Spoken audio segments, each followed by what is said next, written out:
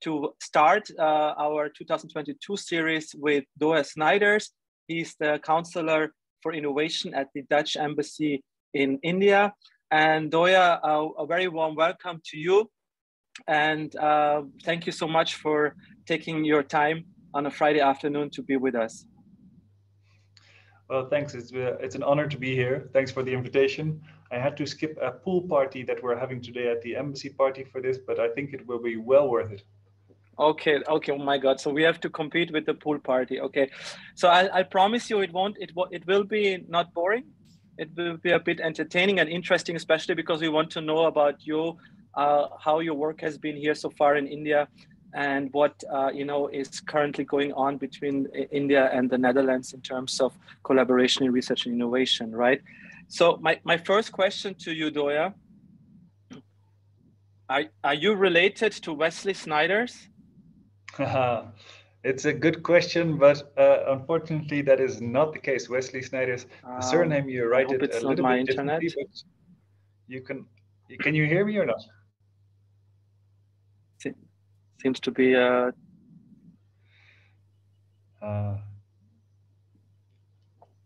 I think maybe we're losing you, Samrat.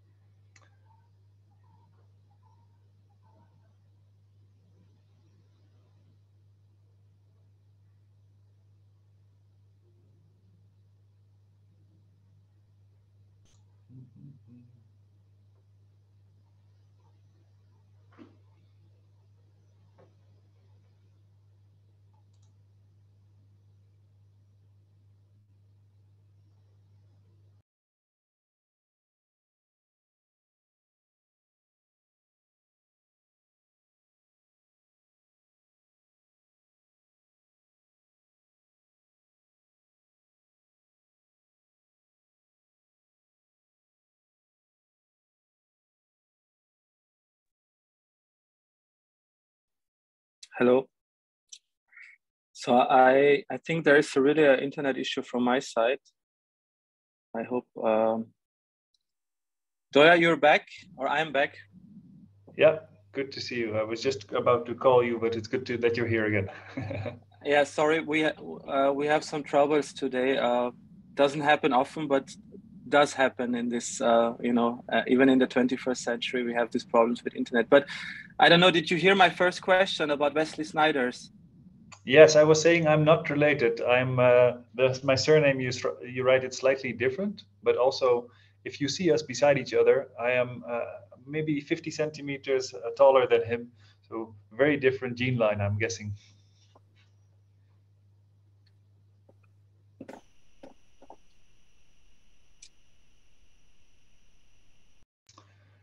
I think that we are losing the host again. But Samrat, are you there still?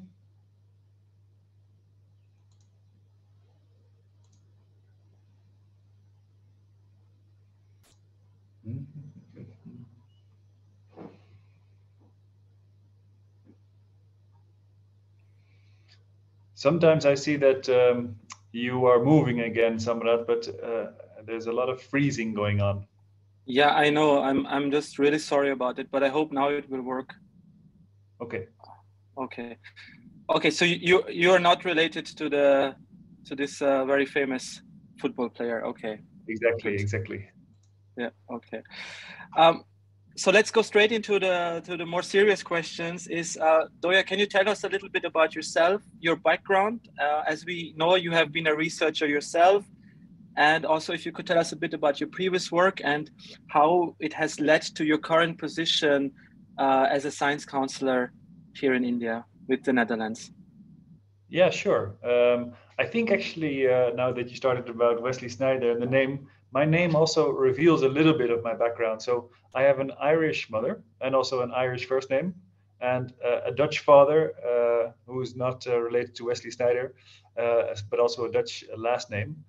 And now I live in India with my Norwegian wife. So I think you could probably say that I'm a little bit of a global citizen. Trained as a scientist indeed.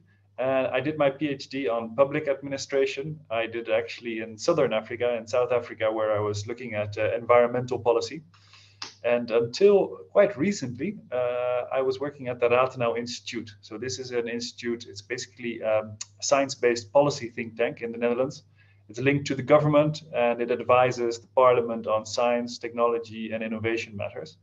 So I was busy working on all kinds of projects, advising the government what to do with emerging technologies like virtual reality or augmented reality, but also like there were specific questions from parliament and from government bodies, maybe as there were new monitoring and surveillance technologies in the police force being used, like body cams, drones, other sensors.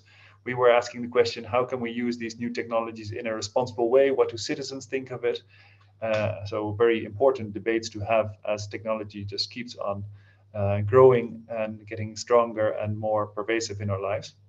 So I always worked at the university before that, or I was linked to the university, and I never really managed to get very much stuck to the screen as many academics around me were. So I found it quite difficult to just stay in the office and reading and researching. So I had this urge to get out and to speak to people and to try to present research findings and have debates and essentially trying to do something in the world, trying to change it for the good. Bit of an idealist, I could say. But I think that India is the right place to be if you want to aim for change. The largest democracy, largest population on earth in the next couple of years. I believe that we should try to make a change for the better. And I think that science and innovation are the vehicles to do this. And so now I basically come from outside of government, outside of diplomacy, and outside of India. But I'm here to learn, and hopefully with this background, I can also try to open some eyes and see if we can have important debates and new ways of thinking about the world. So, Dhoya, is it very common also in the Netherlands that science counselors often don't come directly from a diplomatic career? They're mainly already have been involved in policy making or research, like in your case, and then also bring a fresh insight or a fresh look into the collaborations and also helping to develop new forms of cooperations? Actually, it's not so common. So most of my colleagues, they come from the ministry itself. It is a bit of a strange setup. So I am the innovation counselor, and as innovation counselor, we are funded by economic affairs, basically. Who also funds a part of our science, technology, innovation budget. But I think my position was the first one that they opened up for outside of the network. And I was very happy to try to get in. And I think the reasoning was also that if you were talking about innovation, we should also try to innovate the position itself and get fresh perspectives in. Exactly. I think that's very, very, very important, not to us have with fresh eyes look into already what is the existing cooperation and also what can be done or improved. And that already brings us to the second question. Like you already mentioned, you're the innovation counselor for the Netherlands here in India. And just to help us to understand, maybe for those who are not so familiar with that particular position at the embassy, because normally people with the embassy consider people like working at the visa section or or with the trade or the politics. But what does the innovation counselor of the Netherlands do? What is your work profile, and and which work areas do you cover? Is it also including higher education, or do you have a separate position at the embassy for that?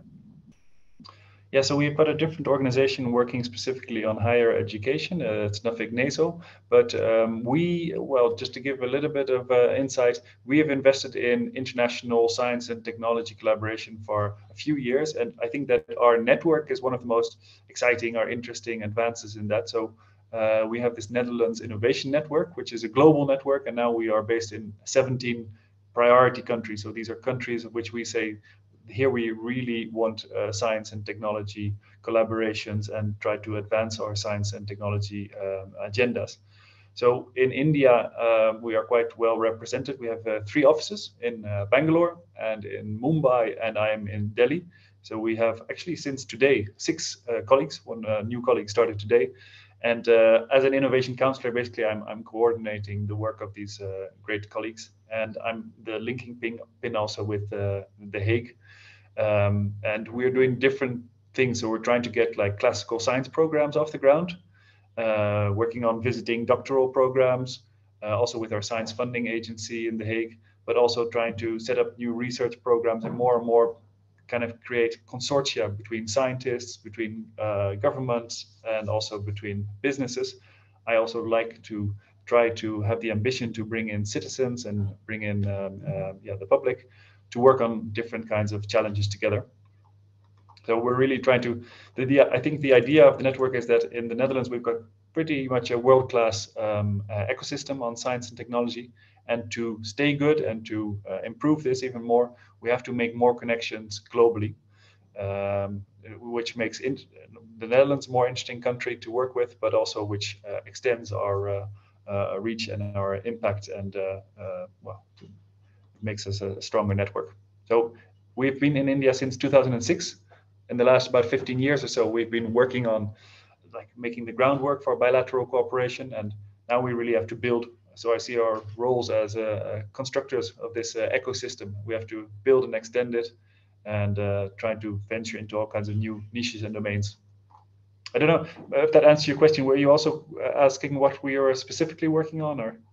Yeah, that would actually come to the next question anyway, to know more about the collaboration which is going on between India and the Netherlands. But I see that you have quite a big team compared to other countries, because in terms of size, the Netherlands is, would say, in terms of population and geographical size, it's not one of the big countries like Germany, France, but it has really, as you said, a very strong already, in-depth foot in India and in the innovation sector. And what I've been following over the years is to seeing that the Netherlands are really very strong in the field of innovation. And so it would be really interesting to know what is like currently happening in the Indo-Dutch collaboration in innovation and research. Like, what are the trends? Where are your priorities?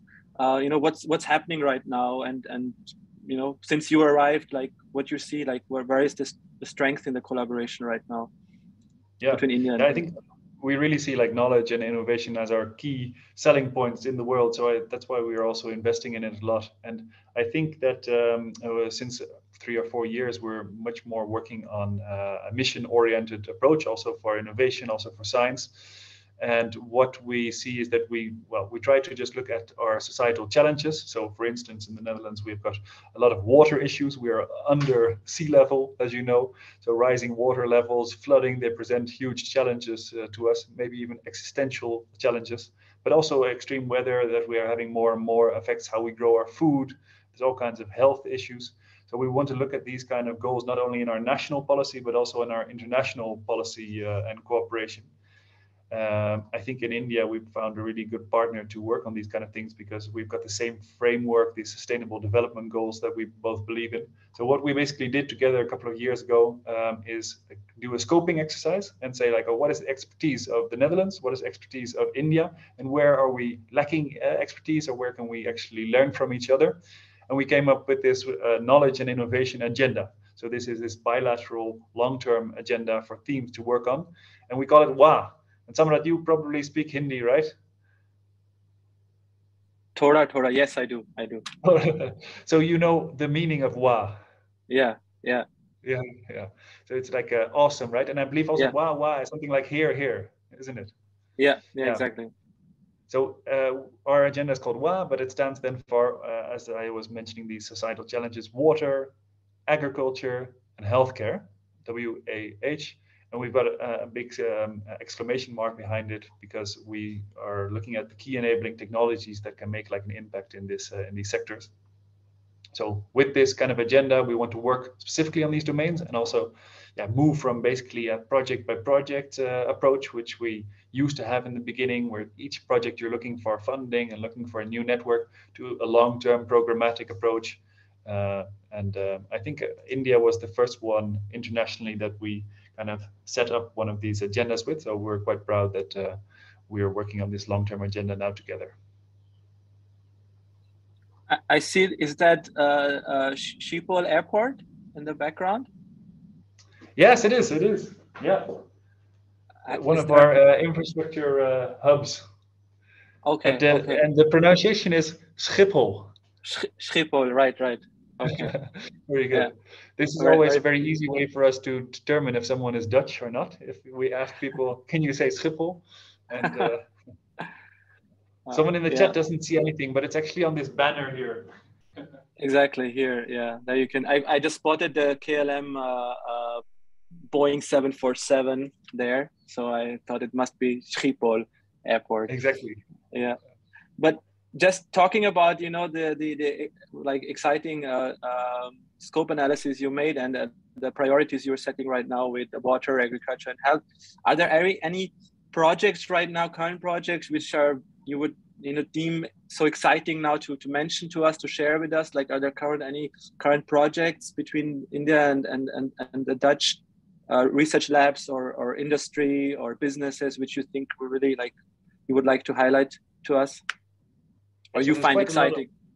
It's You the great find thing exciting. about this job. You probably also have this seminar that you're being surrounded by people that are working on exciting projects. So I was just talking to a scientist from the TU Delft, one of our technical universities, and he's working with an Indian university by Kolkata on making a $100 hand. So this is like a prosthesis, which could help like thousands and thousands of people in India, but hopefully also scale it up throughout the world to make kind of affordable, good quality.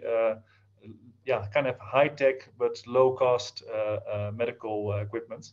And also last month we organized a seminar on AI and dementia. So this is a topic that's also close to heart. In the family, we've got cases of dementia, but it's really great to see that with new technologies, we can also make it possible for patients with severe cognitive problems to stay at home longer and to have a more pleasant life.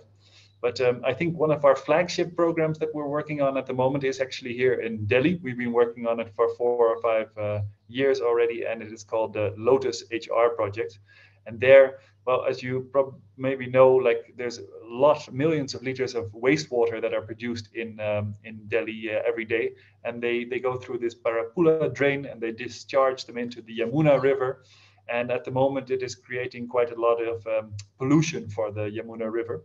So this is a physical site in which Indian scientists, Dutch scientists, but also really nice businesses and governments are working together. Yeah, basically what they're doing is reimagining how we can use wastewater and recycle this wastewater to use it again for consumers, but also in business, also in agriculture.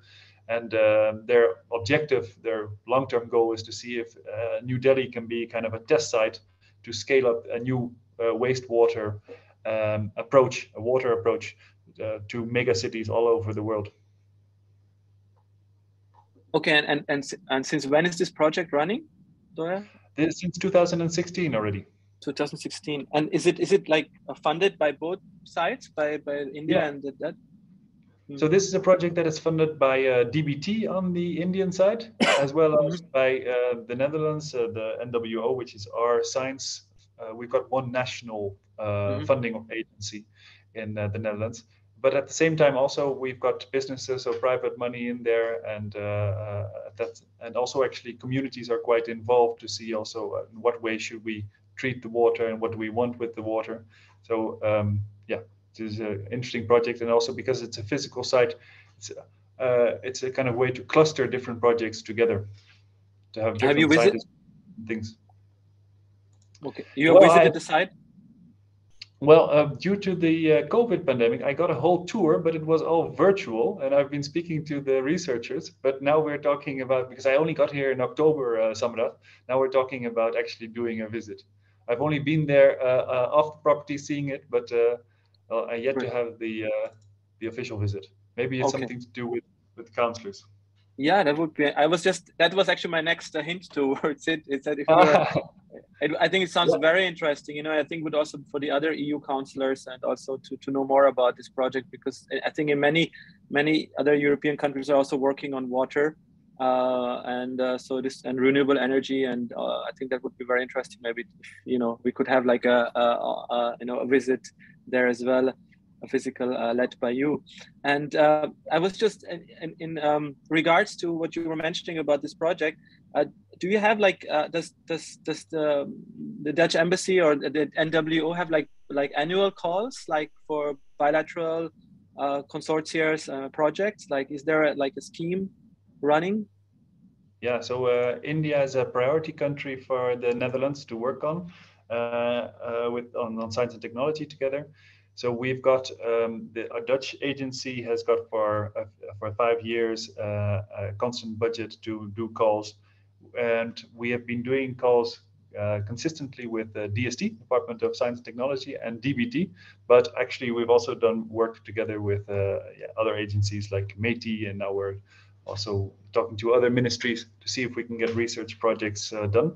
So last year, just in December, we organized a new call, which was on sustainable agriculture, which was, I think, 4.2 million euros from the Dutch side and matched by the Indian side to like set up 6 new big research projects on all kinds of things related to also water in the Hindon Base. How can we use this water in a different way for agricultural practices? And now this year we're setting up 2 new calls. One will be also on water and disaster management, and we're also trying to look at maybe a more holistic approach to healthcare, like this One Health approach, in which you look at how can you combine insights from agriculture and from healthcare and also from social science to come up with a new view on health. That's really great to hear. Dhoya, is it possible to share maybe in the chat later the website where people can find information about existing calls or projects, so that it's just good to be informed? I'm sure there's a okay, perfect. Definitely we can do that. Yeah.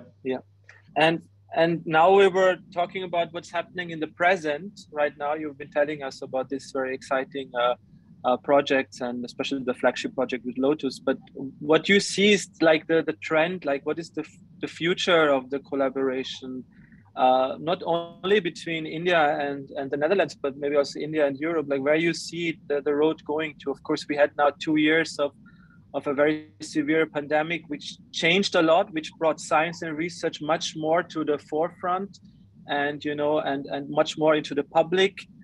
Trust, has been very important into science. And of course, the pandemic also has changed the way we live, the way we think, the way we travel, the way we, do many things in our lives. And science has been a very important, essential also to help us, to make that transition. And now it looks like we're going to a post-pandemic era, hopefully, and again, science is required. So what do you see right now in the future? Where you think will be the priorities of research and science, and also for the public? So if you look in the Netherlands at like innovation policy, at science policy, I think if you look at the past, sometimes I've imagined it like a cocktail glass, and there are now there's a new element coming into this cocktail, like a new drink that we're pouring in.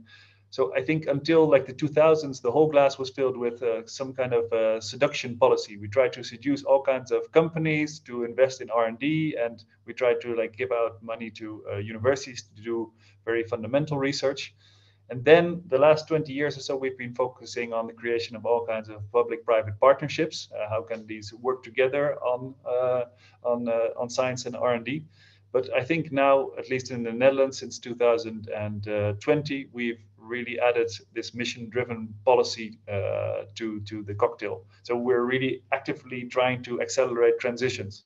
And we see that it's really necessary to have transitions and to align what we are doing in science, what we're doing in innovation, with what we want to do as a society. And this automatically makes it also more political. We have to make choices. We have to involve people where we want to go.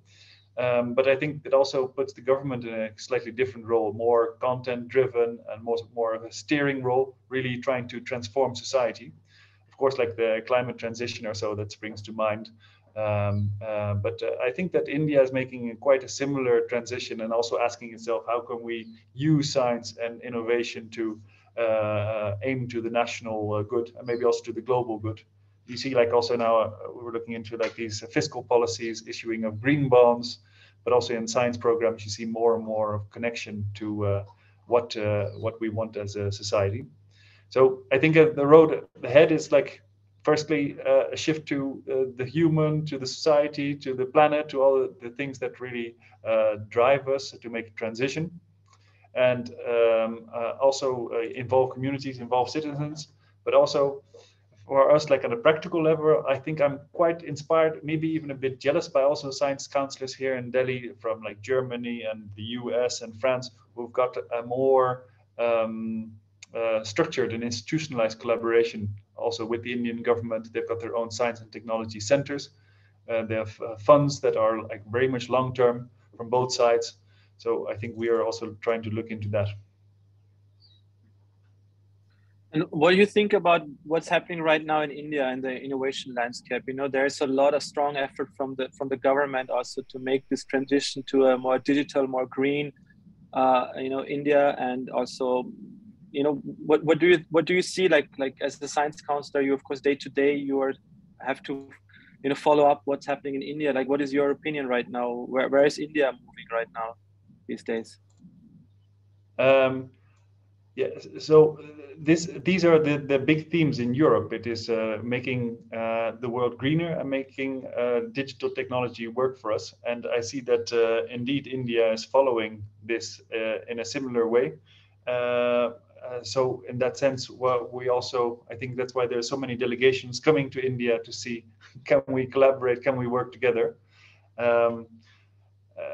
So I think that, yeah, it is a good match on that side. Yeah. No, that's also echoed by all the other European countries. They see that there is a lot of natural, like we at the EU, we always say that India and the Europe are natural partners. No, so it really shows that not in many areas there's a lot of synergies between India and the EU and the European member states as well. So. It's definitely very exciting, I think, to be right now in India and explore the opportunities which are ahead. And I think you're gonna be here for how long, Dhoya? You just started in October, right? Yeah, exactly, and it's posting for 4 years, so I've still got quite a while to go. Wonderful, great. So now coming to that question, now like have you been able to, like, we know that you came in during the pandemic, but have you had the chance to go a bit out of your four walls of the office? Did you have a chance to explore a bit of New Delhi or nearby, or have you been able to travel as well? Like, just too curious. Yes, yeah, definitely. So actually, I was in India before, and I did a bit of a documentary project in. I was working on environmental policies. We were very much looking into human-wildlife interactions. So we went to, do you know Bandhavgarh National Park? It is in Madhya Pradesh, so in the green heart of India, and I spent about 6 weeks there. This was a very exciting part, I think, of India. It is quite remote, and we were looking at the question, like, what does the tiger really mean for India? Because on the one hand, of course, it is like the key species and attracts a lot of tourists, and at the other hand, it's got all these religious connotations. And what we saw is that the population was dwindling in some parts of India. There was a lot of poaching going on. So when we got there, well, we spent 6 weeks, and it was really a majestic experience to be so close to these animals. But what I've also been more recently involved in as a trip is something of, well, I was talking to our work foreign affairs, and they said, if you are coming to India, we suggest that you formalize your relationship with my then girlfriend. And we said, what do you mean? We said, yeah, we suggest that you get married. So actually, just before coming to India in September, we did get married, and our honeymoon trip, as it is, was here in India, in Rajasthan.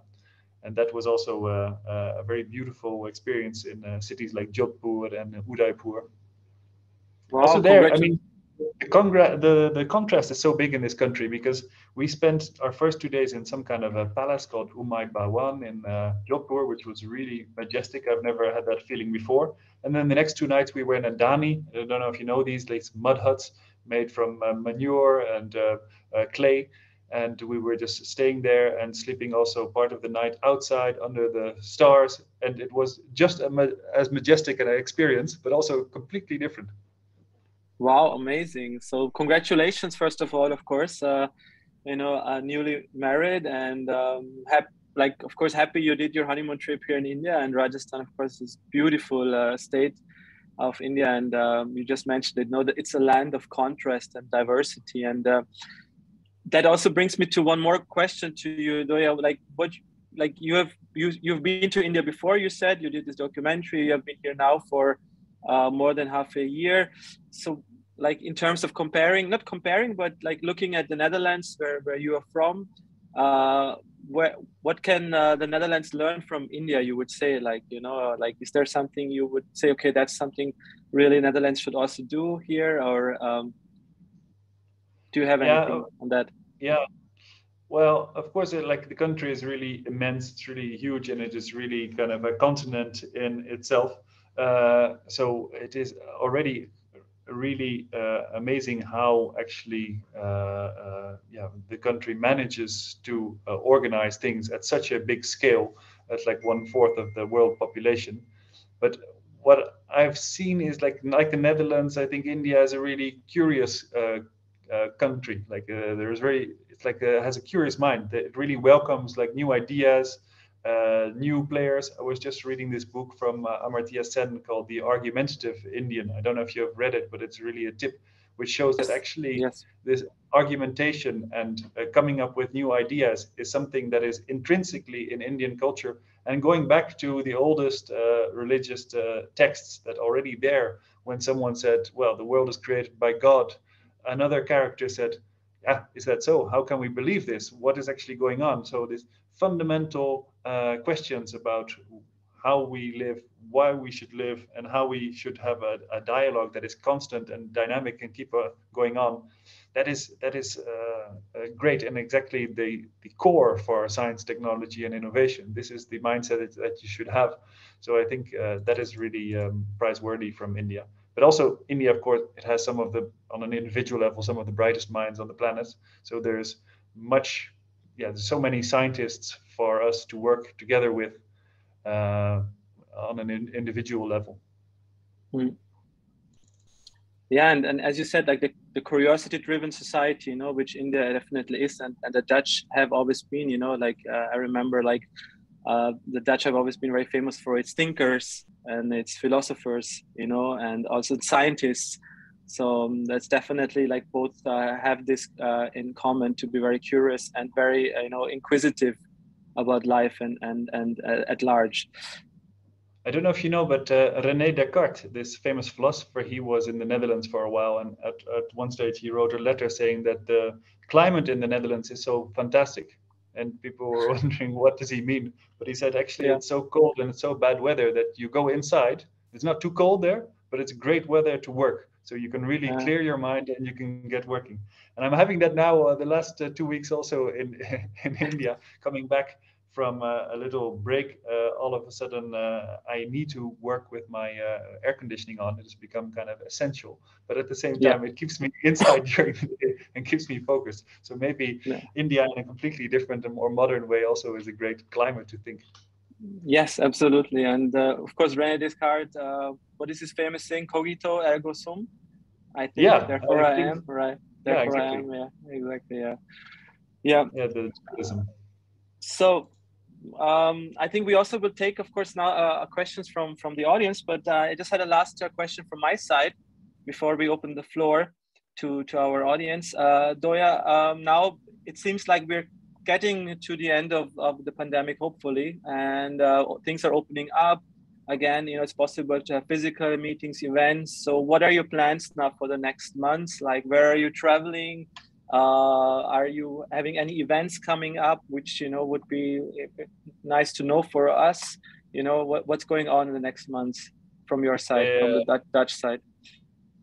There's indeed. It's becoming busier and busier, and I really like it that we're now organizing physical events again. So what we're like this weekend, we're having a delegation coming in. I don't know if you heard about Mission Innovation. So this is actually a big global funding mechanism, which was started also with Modi on stage, but also people like George Soros and Bill Gates and so on, who really also were looking at investing into research programs that can solve today's challenges. So we are launching on Monday in New Delhi a mission innovation on biorefineries, on biomass. India and the Netherlands are in the lead, also again with DBT and our government. And I think it's quite a great program that's really looking at all kinds of innovations in the field of alternative fuels and how can we come to best practices around biorefineries and biomass throughout the world. Of course, we are also celebrating 75 years of diplomatic relations. So 2022 is a special year for us. So we're organizing a couple of events around this. The first one will be in May, in which we're going to have a seminar also looking at the future of science, technology, and innovation. I don't have the exact dates and invitation yet, but I'll let you know once that is there. And we are organizing a big innovation mission on AMR. So we're actually getting Dutch companies and Dutch scientists and Dutch also government officials coming to India to look into this. This is becoming more of a huge topic also on our agenda, in which they're calling this the silent pandemic, right, around AMR, around antibiotics. And they estimate that on the long term, this will have millions and millions of mortality rates. So we hope that also in that field we can work together, because AMR and these pandemics are really typical international projects. They're not something to look at by yourself. So these are a couple of things we're organizing. We've also actually got, I'm just thinking now, we've got a big theme going on around hydrogen, specifically clean hydrogen. And there I think the Indian government has launched some initiative saying that they really want to become an international hub for green hydrogen in the next 10 years. The Netherlands did exactly the same in 2020. And now we are asking the question, is 1 + 1 2? Like, is there a surplus value for India and the Netherlands to work together on this? And it seems promising. We've organized a couple of round tables in which we've got scientists and business together. And now we're going to launch our report also in the next month or two. Wow, that seems quite a few things are happening on your side, and it's good. You know, I think it's very important again that we can try to organize more events where there's more interaction possible and physical interaction with the people. I think that's been really missing in the last 2 years, and but I'm still happy that we had the opportunity to have this virtual meeting with you, because that allows us to do it on a Friday afternoon in a short amount of time, but still I get a lot of information from you, you know, and as we will also put this on our YouTube channel, so that those who registered today and couldn't join, we had actually more than 150 people who registered for the chai session with you. Oh, wow. But of course, you know, people are on a Friday afternoon, maybe also sometimes busy and couldn't join online, but we will definitely put it also the video on our YouTube channel so that people can come back and listen to it. But we have also just a few questions from the audience. Dhoya, if it's okay for you, I'll just take them, right? Sure.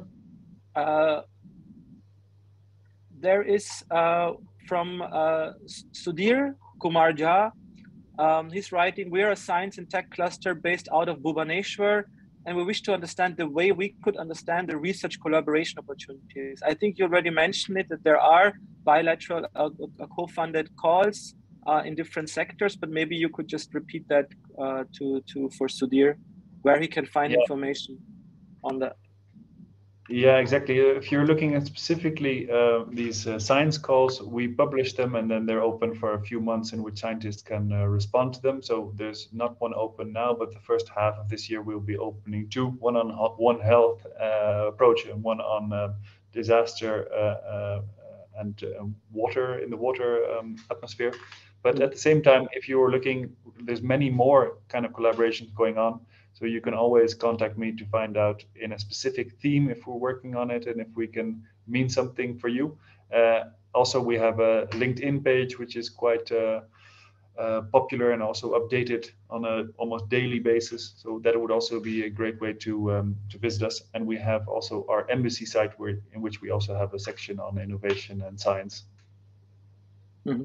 Okay, perfect. So I think maybe Dhoya, you can put it in the chat how people can find you and those calls. That's possible. Otherwise, they can also write to us at india@euraxess.net, and we will be gladly, we'll be happy to put you in contact with our colleagues at the Dutch embassy. Yeah, great. Another question from Sandeep Agarwal. Sandeep is asking, we are a CSIR lab. We have country-specific MOUs and collaboration with EU countries. Now, how can we strengthen, have more collaboration opportunities through Euraxess? Okay, and what can we should to attract more funding interest from industries? Okay, more collaboration opportunities with Euraxess. The best thing is you just send us an email, and we will definitely try to help you to navigate to the funding opportunities which are under the EU funding programs, which is Horizon Europe. So there definitely we will try to find you, a suitable answer. And what can we do and should do to attract more funding and interest from industries? Maybe something, Dhoya, you could take, like any tip on that? Yeah. So actually, this is also a point that we are working on more and more. So we used to have like these typical science programs, but now we've got like one call is called the knowledge and innovation component, and that is very much with businesses also on board. And because we are in Ministry of Economic Affairs, we are really trying to also get on the Dutch side more and more research programs with businesses involved, or even with businesses in the lead. I know we were just having discussions with Gita. I don't know if you know this platform. It's this Global Yes. Innovation Alliance, also based here in Delhi, but they're related to the Confederation of Industries here in India, CII. And they're also very much looking into kind of new innovation projects, more on the R&D side, but they're also very open to looking into how knowledge institutes can be on board. So I think that is also kind of an interesting angle to look at this topic through. Mm-hmm. Mm-hmm. You also got a message from the ambassador of Romania, Miss Daniela Zezonov, who would like to be in touch with you, and she left her email ID. If you could just maybe copy that, Dhoya. Wow, I didn't know that you also had ambassadors on board here in your.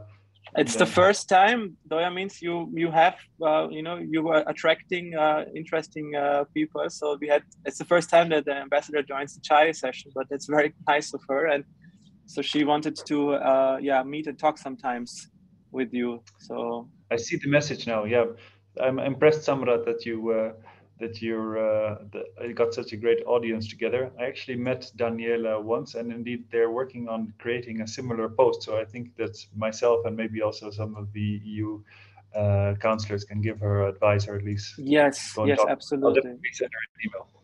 Yeah, I have also one question to you, Dhoya. Another one? What is your favorite? What is your favorite Indian dish? I'm curious. So I'm really crazy about bread.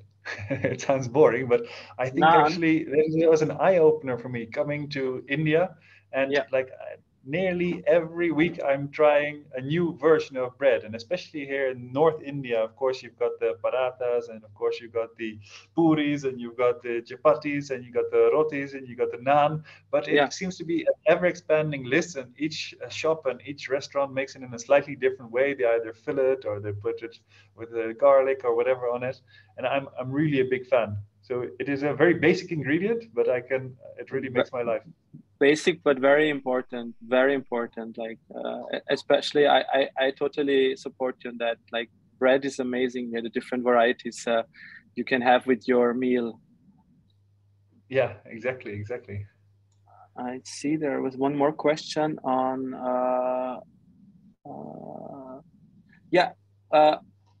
that I think that person already left. Chetan, he was asking if there any availability for early stage engineers, like any fundings for early stage engineers, like where should he look for? Like, would it be through Nuffic NASO, or where should he go through to find maybe PhD opportunities or postdoc or? Okay, I was just going to ask that. I don't see that question. Is it indeed for a research position, or is it actually for like an internship or something like that? Because I think if it is trying to pursue an academic career, then it would be very good to indeed to contact Nuffic Naso, and also we can directly give a bit of an overview of PhD programs that there are, but also we can link them to either universities or also to the science organization in the Netherlands, NWO, which I mentioned before, which gives out all these or a lot of these kind of funds. Mm. Okay. There is one more question about food and science. Like, is there any other area except agriculture which you're focusing on when it comes to food and science? Like, is it the production or? No, I think on the food side, it's very much into, we would classify it in our box of agricultural innovation. And what kind of other fields would you think? No, the question is, what is the scope for research in the fields of food technology and food science? Is the focus only on agriculture? Okay. Yes, I think at the moment it is mainly on agriculture, indeed. Okay. Mm-hmm. Okay. Okay, I think yeah, I think I don't see any more questions to Dhoya, but Dhoya, you will leave in the chat now your the possibility to find more information about Indo-Dutch collaboration, and also maybe maybe there are suggestions for Dhoya what other bread exists in India. Dhoya already mentioned most of them, but I'm sure be very happy with that. Yeah, so he just started exploring the Indian bread landscape. So maybe if there is any more, please let him know. And yeah, you still have some more years to discover, also other parts of India. North India, I think you already covered a lot with puri and roti and naan, but I'm sure that there is much more to discover in other parts. And yeah, I also really like dosas, so dosa. I'm very willing to explore southern breads as well. Yeah, I was just wanted to say that in South India you will have a completely different form of food experience as here in the north. But let me see if there is one more question, open question. Yeah, Dutch language seems to be a requirement in PhD positions. How can I apply for early stage research or PhD position in the Netherlands without the same? So I've just shared 3 links with you. So one is on the Lotus Hr Project, which is I find very fascinating, and I was speaking about earlier. One is our LinkedIn page, which is always good to follow, also for these kind of new positions and funding programs. And the third is of our embassy, which also has more information on this theme. So the Netherlands, yeah, on the academic side, especially for young scholars and also master students, it is actually really attractive because most of our education is nowadays in English, and you will find actually that the Dutch population speaks English very well. I always think that it's got to do also with our television. We never had money to do like the subs to do the dubbing, so we've always had subs. We're very acquainted to the English language, and also because we are so small, we've always had to have international relations. So like from my house in The Hague, if you drive 1 hour to the east, you're in Germany, 1 hour to the south, you're in Belgium, which means that we have an international focus. Coming back to the question, I think that there will be plenty of PhD opportunities in the Netherlands in which you do not need to master the Dutch language.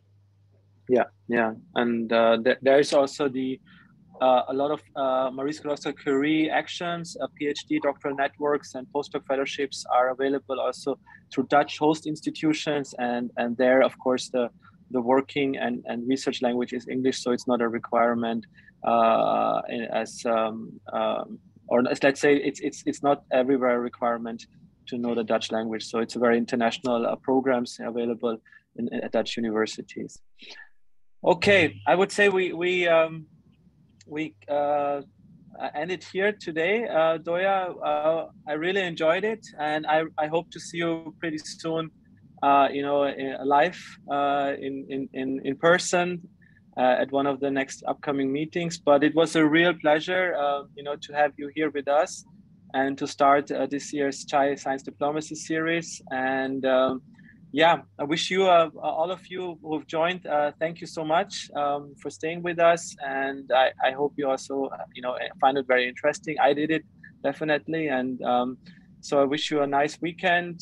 For those who maybe are ending the day a little bit earlier, I don't know, Dhoya, how are your plans? You still have some work to do, or are you? Yeah, I still have some work to do, unfortunately, but looking forward to the weekend. I think this is a great initiative, so really it's an honor to have been invited. And I think chai, well, it's a great title of these virtual sessions, but I think we should drink chai together. So I hope also that these events will turn physical after a while. Yeah, I'm sure they will. Thank you so much, Dhoya. Thank you, everybody. Have a nice afternoon and nice weekend to all. Bye-bye. Bye-bye. All the best. Bye. Bye. Bye. Thank you. Bye.